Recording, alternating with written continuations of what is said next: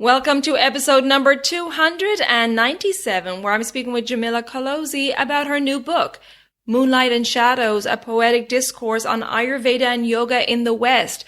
And we cover a lot of sensitive topics: cultural appropriation, social injustice within the wellness and spiritual community, and spiritual bypassing. So please stay tuned.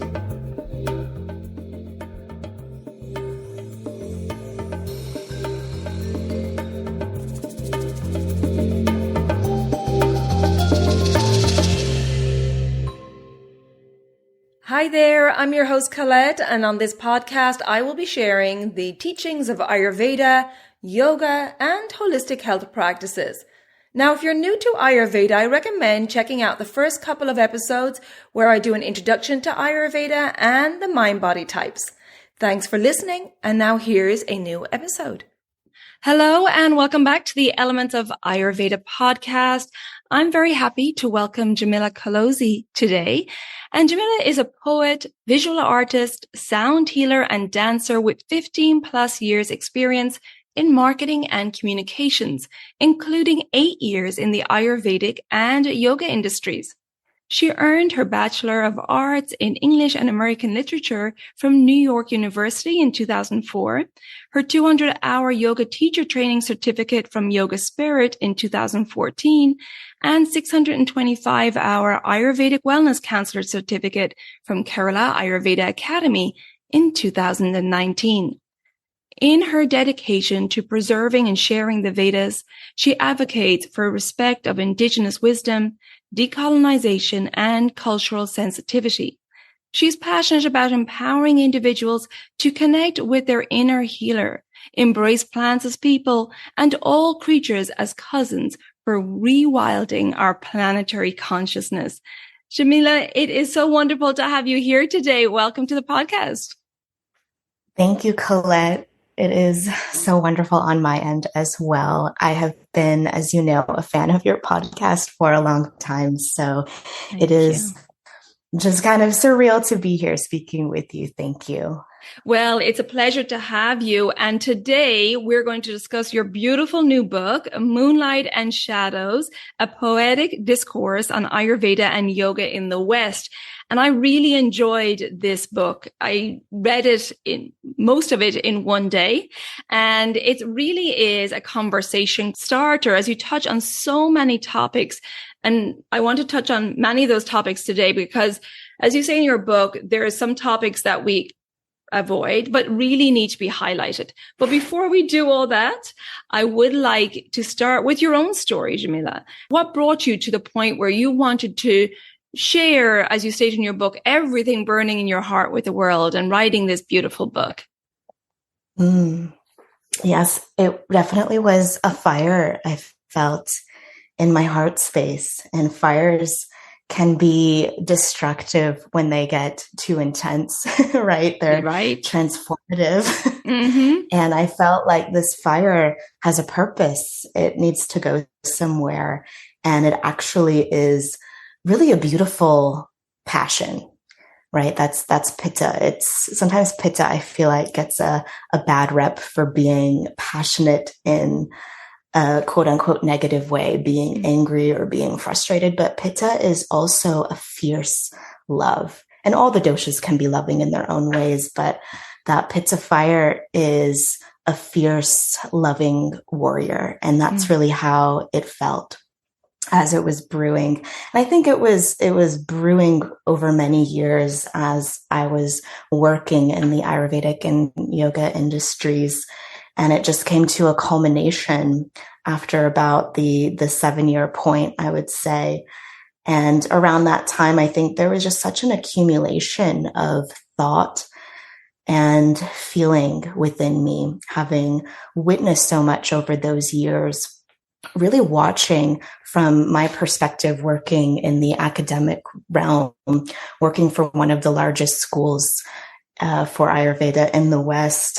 I watched the passion, again, that word is the key word here, the passion of all of these students coming in so bright and so excited to start their journey full of ambition, full of intention for what they knew was going to be something powerful in their lives.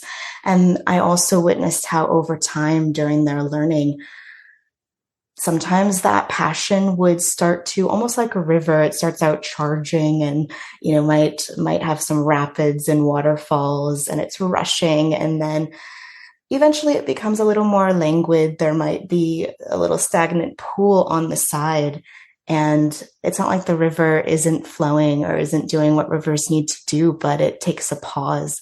And I witnessed a lot of these really passionate yogis and Ayurvedic students pausing and wondering, well, what do I do with this? What can I do?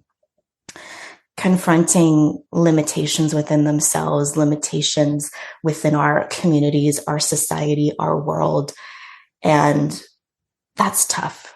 That's tough, especially when the purpose that we all feel, I think, when we come to the Vedas is to better ourselves, to heal, and to experience those roadblocks in the healing process can be disheartening. It can be scary as well when it comes to building a livelihood, which many of us are trying to build a professional career.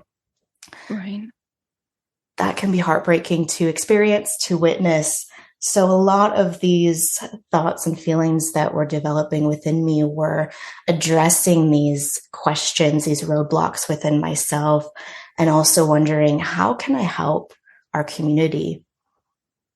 And so it was a conversation within me with others as well, and hadn't quite rippled out into the work that I was doing. Little bits of it would come through in my job, but I felt like there was more.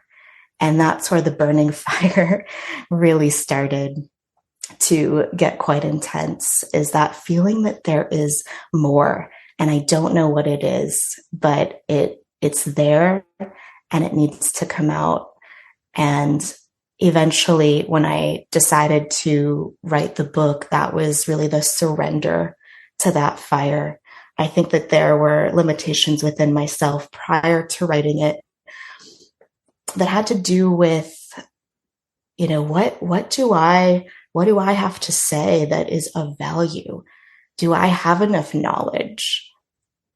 Ayurveda is an ocean, as one of our greatest teachers has taught us, and I write about that in the book.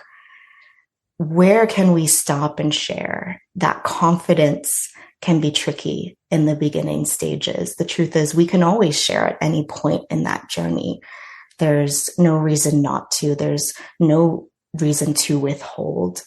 But I think I was doing some withholding there, which explains why it really built up to such an intense fire. But intense fires can also be incredibly healing and cleansing and transformative once we dive into them. And so in a way, it was actually a beautiful blessing that it built up to what it was.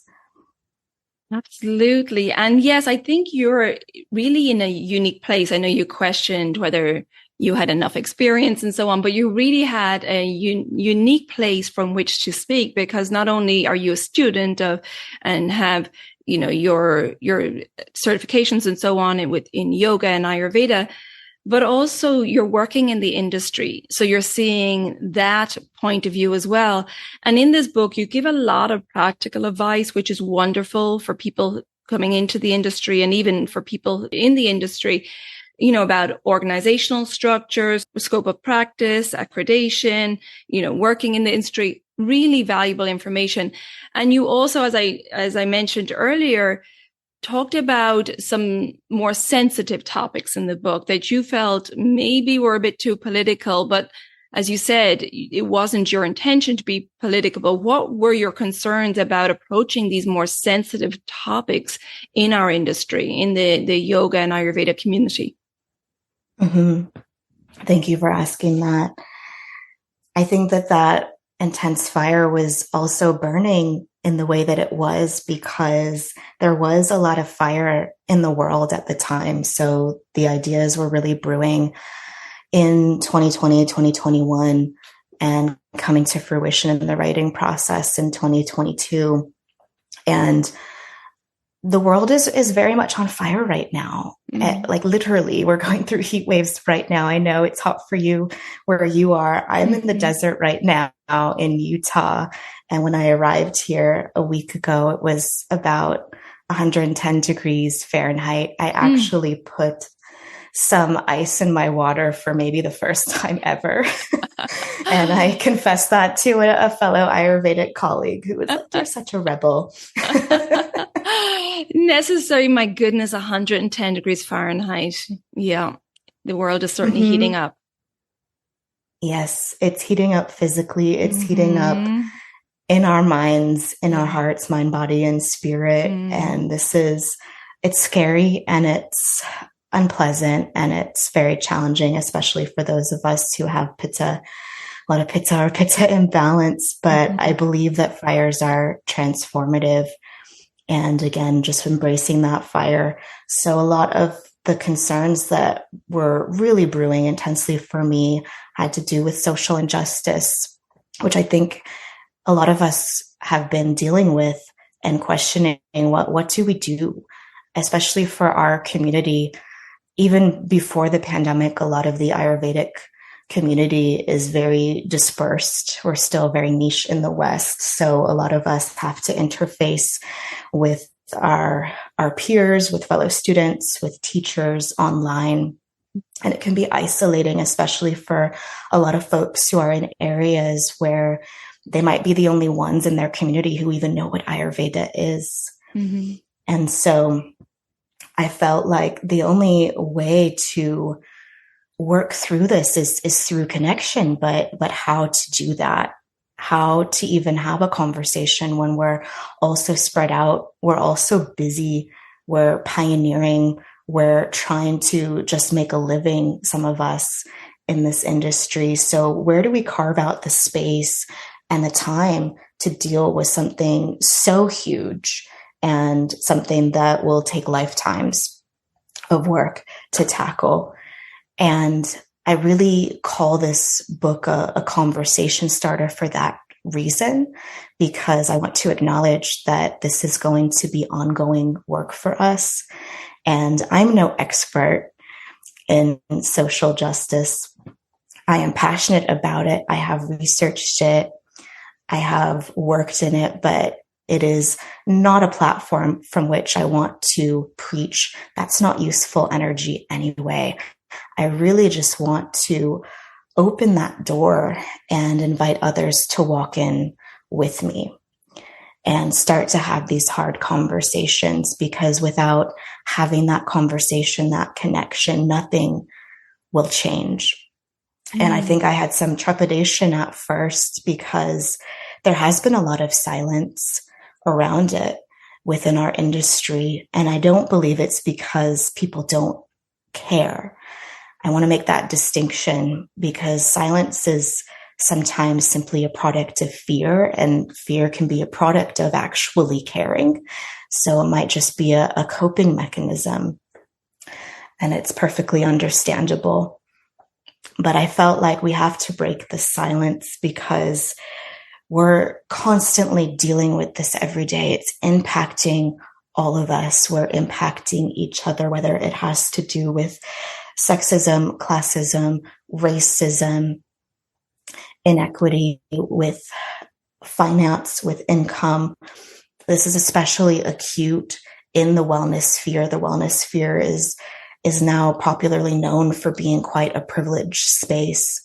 So it's so vital that we address this.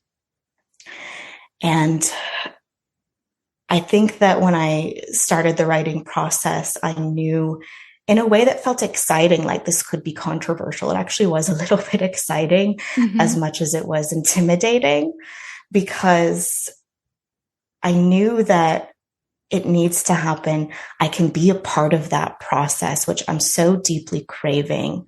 I don't know if you felt this as well. I'm sure others listening have felt that call to action and wondered, what can I do?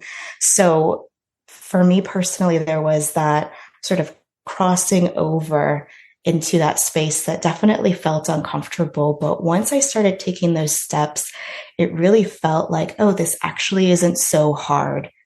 And now I just want to do more of it, and do more of it with others is the goal. Wonderful. And I agree, you know, Jamila, we really are in this. We see these physical fires in the world right now, the temperature is heating up, but it really is like that, the tapas of change that we're going through. And we've been experiencing this for many years, and it's going to continue on, and it's not going to be comfortable for us. And as you said in your book, like, social injustice is a massive shadow for the wellness and spiritual community. And it is a conversation that's really fundamental to the integrity of what we do. It's so important to have these open, honest discussions, even if they are uncomfortable, because this is part of our work as well, making sure that it's inclusive, right? Mm-hmm. And it's absolutely right. It's so important. And so, can you talk to us a little bit more, elaborate a little bit more on where you see these social injustices showing up in the wellness and spiritual community, or in the yoga and Ayurveda community? Mm-hmm. Sure. So I think that the most commonly known, more widespread understanding of where this inequity shows up is just the cost, the ticket to quote unquote, buy into wellness. It costs a lot of money for a lot of folks. The products associated with it are more expensive, whether it's a packaged product or it's just buying organic and more natural foods. The cost of getting healing services, if they're not covered by insurance, if they're still considered alternative healthcare, which is the case for Ayurveda and yoga in most cases, the cost for a subscription to a yoga studio. The fact is that for individuals who are just trying to make ends meet, to pay their rent, to pay their electricity, to just even have food on the table for themselves or their families, they don't have the money to buy into this wellness life. It's just not an option. But on the flip side, working with an Ayurvedic school, working with first a yoga school, seeing how practitioners and professionals themselves are also trying to make a living as well. So it's not like yoga teachers and Ayurvedic practitioners are making bank, right? And charging exorbitant fees for their services. They're also trying to make a living and carve out a sustainable lifestyle for themselves that is true to their calling in healing and with the Vedas. So it's on both sides. And that was one of the notes that I was really taking, hearing from both sides and seeing that, both sides of this equation aren't necessarily even able to access each other to have that conversation. So where do we begin? For me is really just about the basics. There's a lot of ground to cover when it comes to inequity, when it comes to race, when it comes to gender, when it comes to sexual orientation. And these are all also important, but I feel like at a fundamental place within all of us right now, especially with what is going on in the world, there's a lot of fear around survival, a lot of fear around how to make a living and how to also feel and honor that call to work and move within a wellness space. So how can we make this truly accessible to everybody? We say Ayurveda and yoga are for everybody, but what does that actually look like? How does it start with ourselves, making it more accessible for ourselves? What are our needs individually? What are the needs of our families? The genuine needs. Of course, we have our own ideas of what they need and what we want for them, but what's the genuine need there? What's the need for our community? There's so much potential right now with this virtual world that we're living in to reach more customers and clients and find practitioners that are across the country or across the globe. And it's so necessary and so beautiful where we're having this conversation in a remote way. And I've worked remotely most of my life, and I think it's a blessing to the world. And we also need to look around us and look to our neighbors, look to those that are in our own town, because there's inequity right there. And that's what I would encourage folks to do. Other examples of how we see the injustice, as I mentioned before, it starts to spread once we have that inequity that really is rooted, I believe, in finance. We start to see there are impacts of that, marginalized groups as a result, as a consequence of this financial impact. So we notice that the healing space tends to be more white. It tends to be more affluent women of a certain age range. We tend to see that either they come from a privileged space, they might have grown into that privileged space in their lifetime. And thank goodness for them, because often they're coming to the wellness space because they are sick, they have illness, they are seeking that healing. And so it's a blessing to them. There's nothing wrong with that. And I want to be clear about that. But when we see that there are other folks of different race, of different religion, of different sexual orientation who are not as included in that space, then we have to pause and question, well, why is that? I think that one of the reasons that this phenomenon exists in this space, I don't write about this in the book, but it's one of my theories, is honestly because the Western world has grown so sick and has also grown so rich for some folks, privileged folks, in financial resources. And so it seems like a natural evolution that coming around on the other side, some of these folks who often happen to be women tend to be the pioneers in healing, right? For their families or for themselves. They tend to feel more empowered to admit, I'm sick, I don't feel well, right? Yes. So I think that they are the ones that are really raising their hands, are the ones that are going out and really seeking that care. And as a result, are pioneering this movement for everybody else. And with that also comes a responsibility to make the space more inclusive so that more can follow. Yeah, well said. Making sure that not only the information is available for people, but also that the healing itself is available to everybody. That's really important. And when this information isn't, or these healing modalities aren't available to everybody, we all miss out, because the more we are all in alignment with our true nature, with Mother Nature and with each other, the more our communities on a whole will thrive. So I think there needs to be that perspective as well. The more inclusive we are, the more we will benefit and thrive in our communities.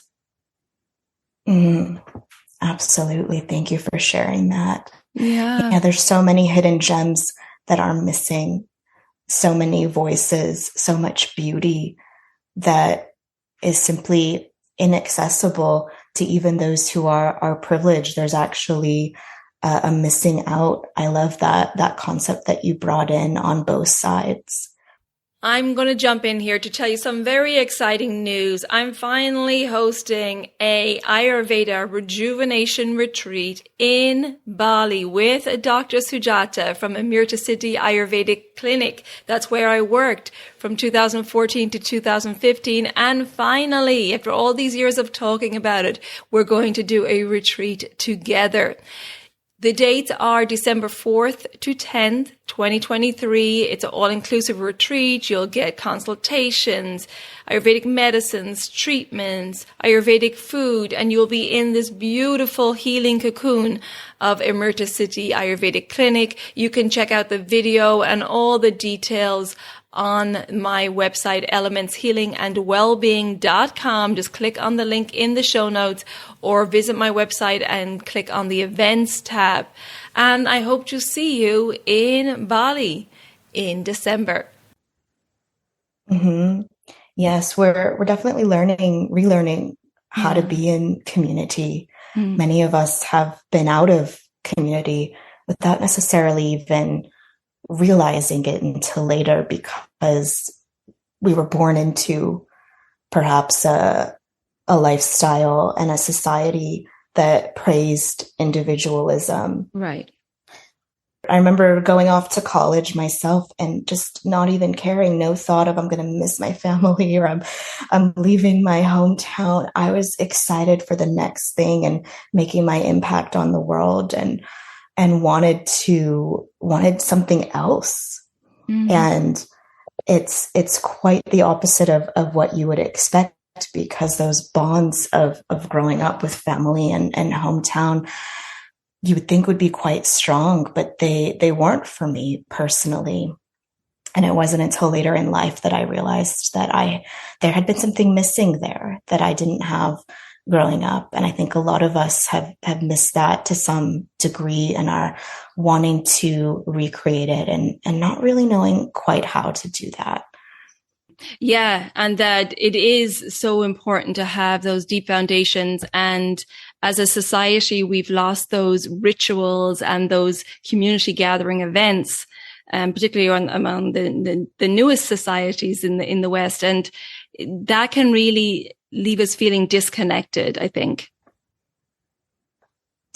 Yeah, and that for me was a silver lining during the COVID pandemic. And I think was for a lot of folks, being forced to be at home alone. Some people were singularly alone during that time. Others just alone within a smaller unit of people.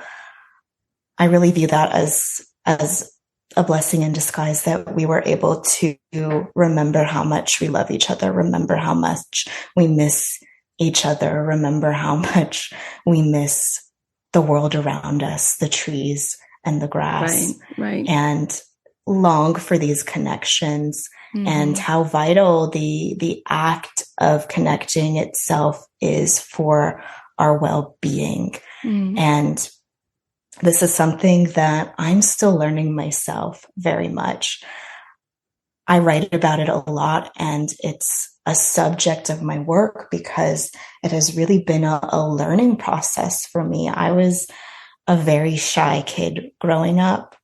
I wouldn't even speak for some of the years growing up. I was almost mute and had to really learn just how to talk to other people. I didn't quite feel safe in the world in some way, and therefore didn't feel comfortable connecting. So I would retreat more into myself.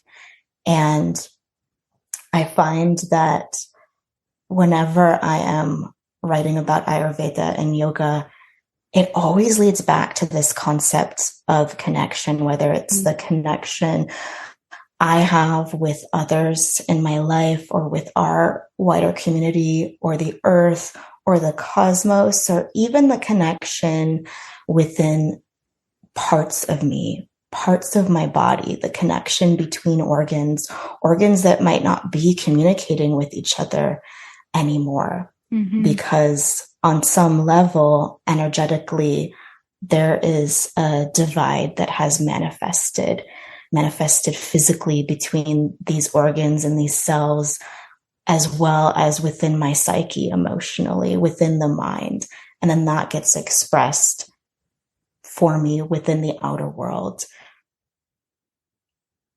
Yeah, beautifully said. And I do think the connector is a big factor. As you said, I think we had great awareness during COVID of our connection the importance of our connections to people, nature, and so on, and to ourselves. And I think we're still navigating that path of trying to figure out, okay, I saw a glimpse into what I want. And now I think that the world has gone back to quote unquote normal, that I think we're still navigating that path of, oh, wait, now I don't want my life to go completely back to normal. I want to remember the awareness I had during COVID, and I want to change things so that I feel more connected. Do you sense that at the moment? I sense that with a lot of people in my personal group and professionally as well, that there's this disconnect now that we're trying to get back to normal life. Yes, I've noticed that as well. There is definitely almost like a discontent of like, oh, things have shifted in the back or in a slightly new way, but they don't feel quite right. Exactly. And yeah, that's a great observation. And it's a really vital awareness to have, because there is still more to shift. There is. It's going to keep going. Yeah. It's not over. Exactly. And I think it's going to take time, and it's going to take, starting from a personal effort from each of us into really, honing in on what we want and how we want to be in our communities and what we want for our own world. And I think it always starts with ourselves, but this is the fire of change, and it's going to take time. And a lot of times changes come right when we're feeling uncomfortable. And actually you talked about that in the book also. It's a good place to go now, is that you talked about it's not all love and light, that the shadows and the uncomfortableness help us to heal. And I'd love for you to start, sharing. You had a personal story. Actually, you talked about this in the chapter on spiritual bypassing, which is what I'd like to talk about now. And you had a personal story there about how fatigue was your teacher. And so I'd love for you to share that as well. And then we'll get into a discussion on spiritual bypassing, which is definitely comes up again and again. Yes, let's go. Yeah, well, spiritual bypassing, I'm sure many listeners are familiar with it. And for anyone who is not, spiritual bypassing is when spiritual truths, knowledge, or awareness is sort of twisted and used in a way to avoid something, often to avoid an unpleasant feeling, a trauma, an uncomfortable situation. I think one of the greatest, most gross examples that we can see of spiritual bypassing often shows up politically when spiritual ideas are used by leaders in their speeches, in their promises. And then we don't see the action that follows up with it. They were just words. Yeah. And so that really demonstrates how spiritual bypassing has a quality of lying within it. And it's not necessarily intentional. Spiritual bypassing is so sneaky, I find. I do it all the time and don't realize it. Yeah. And I think we all do it all the time without realizing it. And the sad thing is you're really lying to yourself, right? Because you're disconnecting with your true values when you do that. So it's almost like a little dagger in the heart of your values. And you can imagine your soul is like, hey, that's not what we believe in. So that's how I visualize it. Yes. Yeah. And it's sneaky in a way that you might not feel it when it first starts to happen, because it's sort of a reflex, right? And the ego can take over, and there's that reflexive quality of self-protection. But I've noticed that the key to spotting it is in that discomfort, because even when it's occurring and it's meant to protect me, there's still that uncomfortable quality lingering, because there is that protectiveness, that feeling of I need to take care of myself, defend myself, however it's manifesting. That doesn't actually feel good, and it doesn't go away even once the situation has passed. That's kind of stuck there from that moment. And so it shows up a lot. I find the more I learn, the more opportunity there is for it to show up. So it never goes away. It's just popping up in new ways. And I guess I just have more awareness now to be able to spot it, but it still slips through the cracks. Oh yeah, I had experience. Yeah, I had experience this past weekend, and it's almost like I felt like it was by betraying myself. Like betraying my values, that I went along with something, and it's like, I really don't want to do this, but I feel like I'm under pressure to do this, but I know it's going against my values. I mean, it was something simple, but still I knew I was betraying myself, and that I was kind of following the crowd just to kind of keep things smooth. And it still lingers. I'm still thinking about it, almost a week later. Yeah. Yeah, it doesn't go away. Thank you for sharing that and being vulnerable in that, because it is so insidious and so common, and something that I hope that we can all come to a point of admission and be able to share, because there is so much light and so much value once we sort of look under the hood of, well, what was that? Why did I just betray myself? What led me to that? And that's really what I was sharing, I believe, in Moonlight and Shadows, and my story. It had to do with my own healing journey with my fatigue. And I think I circle back to it in the shadow section as well. It's all connected, right? The coffee and shadows. So of course, coffee is a driver of fatigue. It perpetuates, it can create fatigue. It also can feel like, in the short term, it can feel like a Band-Aid or a quick fix for fatigue, because it can temporarily give energy. So I've been in many cycles with caffeine, and I guess you could just say stimulants in general, for that reason, because I've had chronic fatigue, as I guess that's just the easiest way to refer to it. I never was diagnosed, but for lack of a better term, I struggled with chronic fatigue. Starting around the time I was maybe 18 or 19, it was becoming pronounced when I was in college, and I had just had a bout of mononucleosis that I didn't really quite heal from at the time. There was a lot of sleeping during it, of course, which is normal when you're sick, but it just never quite went away. I found that I was a different person energetically after it, although I didn't really realize it at the time. It was more in retrospect later that I could see that and where the shift had happened. But I had went from living a pretty rajasic lifestyle of staying up late for no reason. I didn't always have to. I just stayed up late. I'd find it was so inspiring to be writing and to be creative in those sort of dark, quiet hours when everybody else is sleeping. And I had really irregular eating habits. I would eat probably like one large meal a day, or graze, skip meals, skip breakfast, not hydrate enough.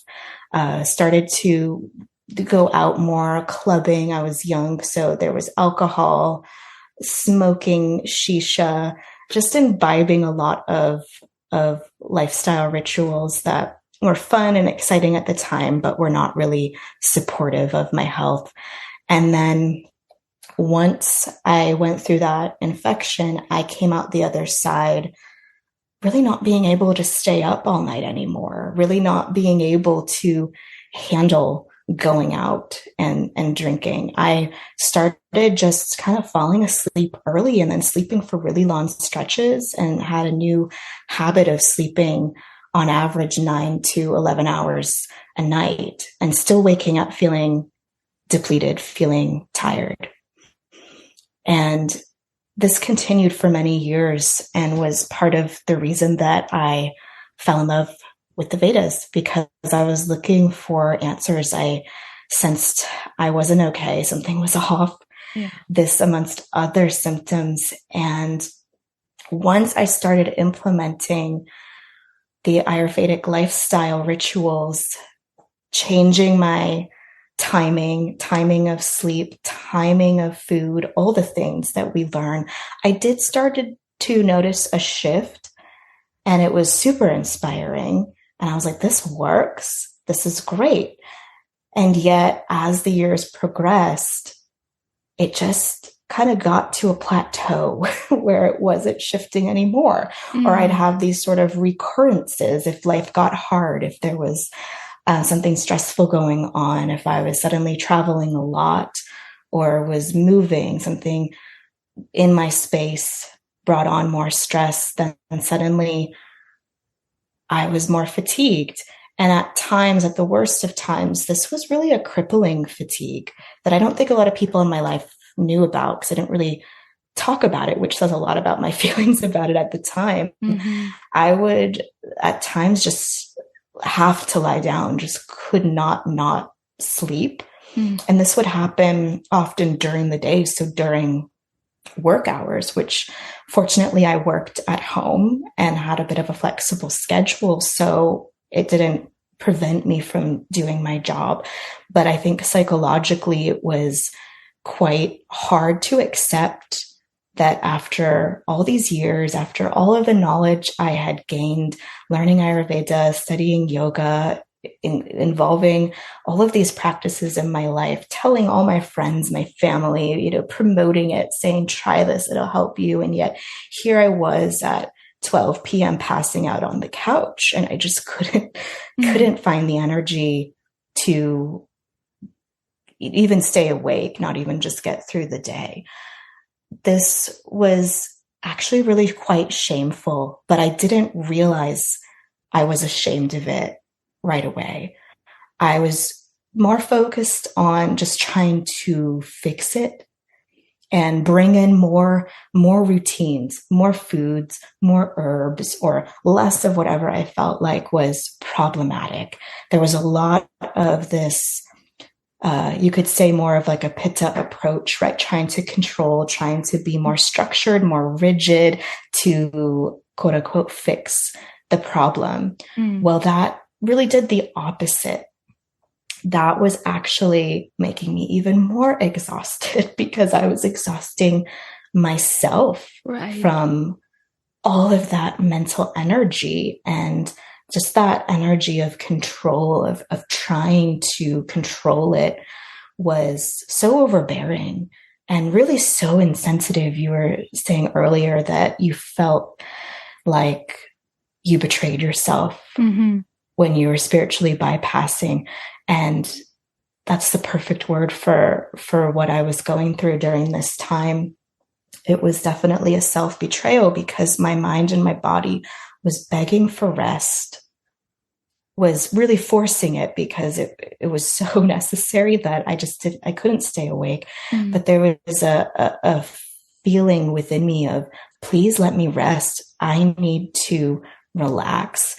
But I was using all of my knowledge, all of my quote unquote wisdom to address it in a way that was out of alignment with that true wisdom. That true wisdom would have led me to honoring the need to sleep, acknowledging that I am sick. Something is imbalanced here and that's okay.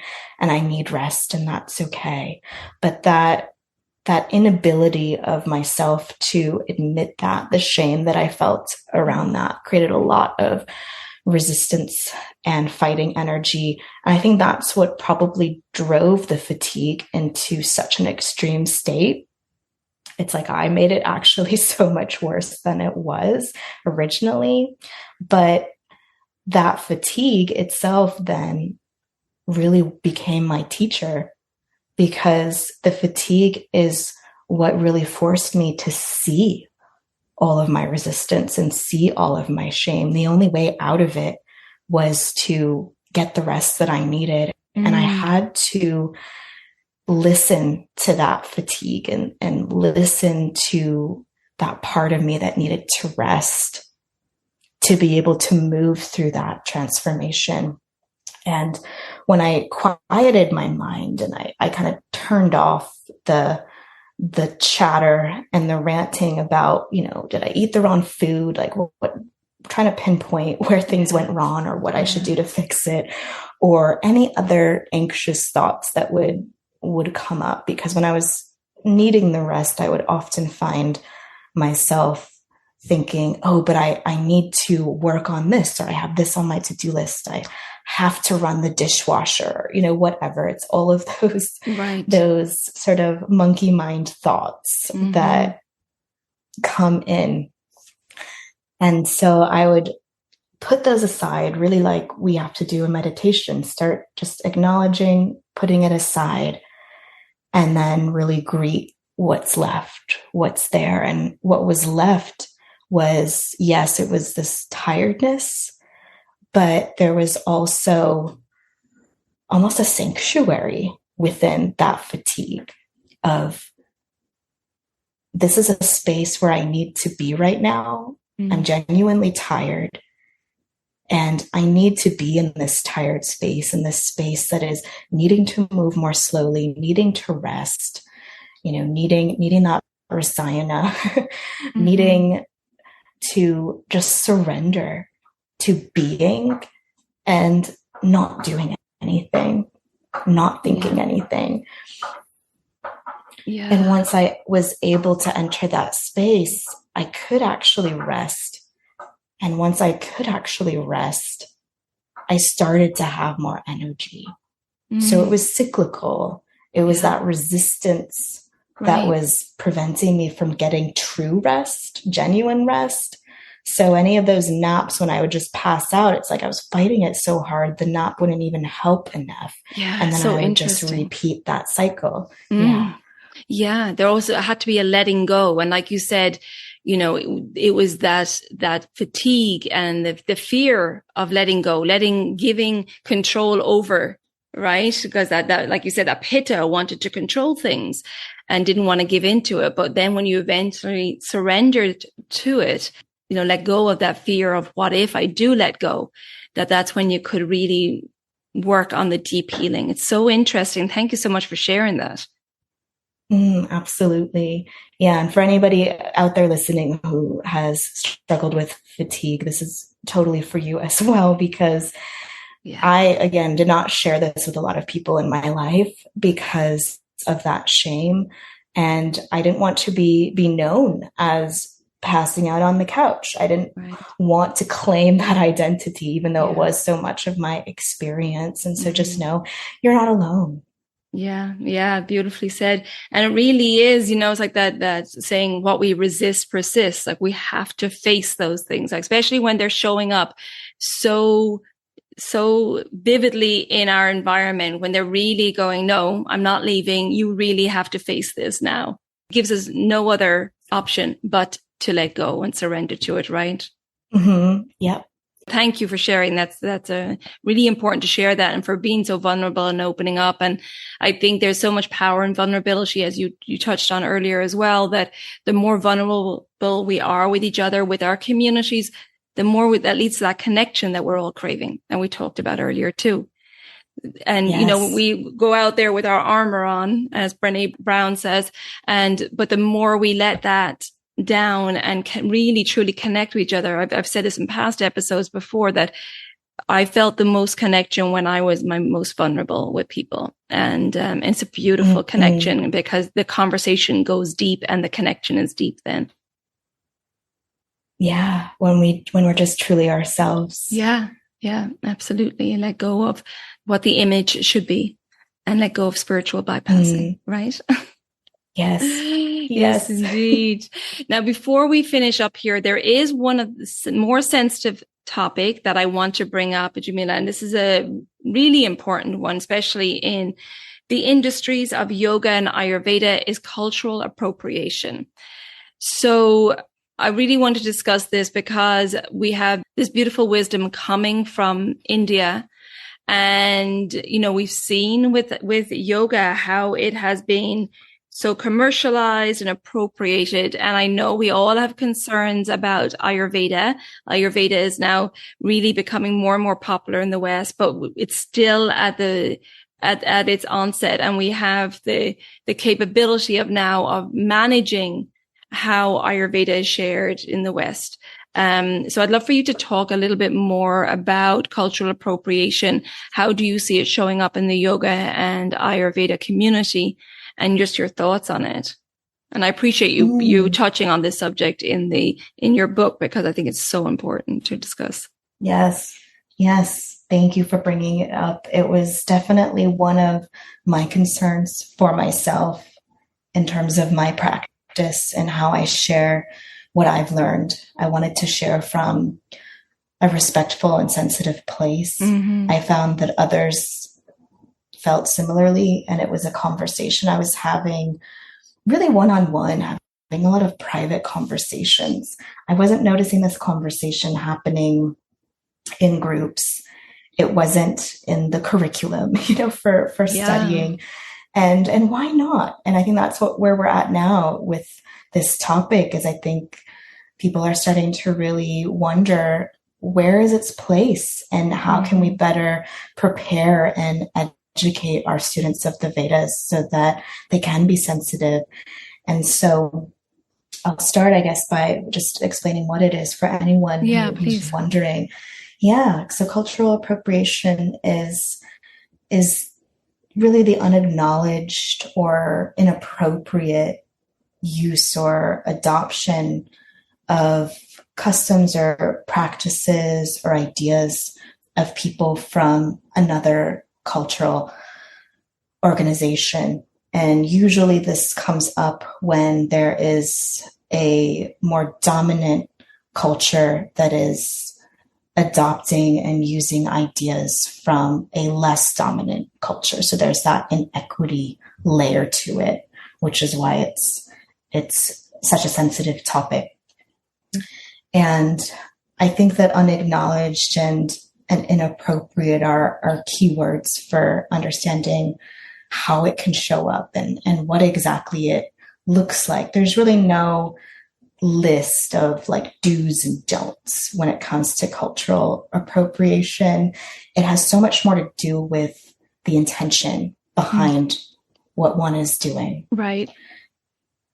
And because, of course, with acknowledgement, right, we can't be acknowledging the source of our Ayurvedic and yoga knowledge every time we talk about it. That's not practical or realistic. But there should somewhere in our lives, in our sharing, be a credit given, be an acknowledgement of where does this come from. And that can look different for every individual, as long as there is that spirit of credit and gratitude for the culture that has gifted us all of this knowledge. And there's questions around, well, what did give us this? Because the Vedas come from an ancient time. So it's really an ancient culture that we can't really know a lot about because they're not here today. They can't speak for themselves. We just have bits and pieces of evidence to start to imagine what they were like. And they're not one people. They're not even one time in history. The Vedic period is a vast period. And then the actual Vedic texts were written down. Finally, the oral knowledge that had been passed along, as we suspect, was written down later in time. So we have a lot of players throughout history that are a part of this body of wisdom that don't fit into a neat, snug box in time. And we don't really know what that box would even look like if we were to put them in a box. And that's okay. I think acknowledging that, hey, this is an ancient system that has had many voices and many hands as a part of it is enough. And acknowledging that what we do know is that it comes from the modern day subcontinent of India, and acknowledge all of the individuals collectively who have passed that knowledge along. And this is not just the Vaidyas, the doctors, or the rishis, this is also the everyday people who culturally infused Ayurveda and yoga into their lives and pass that on to their children and their children's children. So it's really the collective effort of this culture that has evolved over many thousands of years that have gifted us what we have today. And I believe it's really important to ensure that that is expressed and communicated, that when people are introduced to Ayurveda and yoga, they do know where it does come from geographically and what culture. Of course, the wisdom is also timeless. And there's sort of universal truths that come from Ayurveda and yoga that we see come up in different forms from other cultures. But Ayurveda and yoga also have their own unique stamp based on the land and the people and all of the souls, right? That created it and channeled it, I think might be a better word, not created, but really channeled it the way it came through. And it's so much more than just the Ayurveda and yoga that we learn in the West. There is a lot more to the culture as part of the Vedic culture as it has trickled down to the present day, which is really interconnected to Ayurveda and yoga. So I encourage anyone, if you can, to study in India. As I know you have, Colette, you'll witness that firsthand, and it's truly awe-inspiring. It is. And well said. And I do think it comes down to respecting this ancient wisdom, respecting its roots, and also having humility that we get to share and benefit from this amazing ancient wisdom. And this ancient wisdom has stood the test of time. We need it now in the world more than ever. And that we were talking before we started recording how we're so passionate in our industry of Ayurveda and yoga that we get to work in something that's completely awe-inspiring. The curiosity is endless and the learning is endless as well. Right, Jamila? Yes, you'll be doing this podcast for the rest of your life, I hope, because you'll never exhaust all of the topics. Absolutely. And so with that, Jamila, it's a beautiful conversation. Thank you so much. I think this book is so needed, bringing up those questions, giving practical advice for people who are thinking about entering into this community or in working in Ayurveda and yoga, and for those already in the industry, and also touching on these sensitive topics, I think really needed. And I'm so happy to have this conversation and that you started this conversation in this book. And I was like, yes, I want this conversation on the podcast. So thank you so much for joining us today. And before we finish up, if you could tell people where they could find out more about you, your book, Moonlight and Shadows, and your offerings, Jamila, that'd be wonderful. Absolutely. Yes. You can find the book right now on Amazon. It's available in paperback. And if you are in an area where you're not able to receive that, I am working on an ebook, Kindle version. So stay tuned for that. And let me know if you're having trouble finding it. You can reach me through my website. It's missjamilacat.com. That's MissJamilacat.com. I am on the socials. I'm on Facebook and Instagram at Miss Jamila Cat. And I welcome your thoughts, your feelings. Again, this is a conversation starter, and there's a lot of beautiful work to do together. So I look forward to continuing that. Wonderful, Jamila. Thank you so much. I will put all those links in the show notes. I truly appreciate you writing this book and what you bring to this conversation and to this industry. You know, you're just an inspiration. So thank you so much, Jamila. I truly appreciate it. I truly appreciate being here and spending this time with you and your listeners. Thank you all so much. I hope you enjoyed that conversation with Jamila, and please check out the show notes for all the details. And don't forget, in the show notes also, I have the details on my upcoming 7-day Ayurvedic rejuvenation retreat in Bali in December. So check that out. And also you can check out my online services as well there or on my website, elementshealingandwellbeing.com. If you haven't already subscribed or followed the podcast, please do so, and the new episodes will automatically download for you. And if you would like to rate and review the podcast, I would really appreciate that wherever you listen to your podcasts. You can find me on social media under Elements Healing and Wellbeing on Facebook, and my new Instagram page is Elements of Ayurveda Podcast.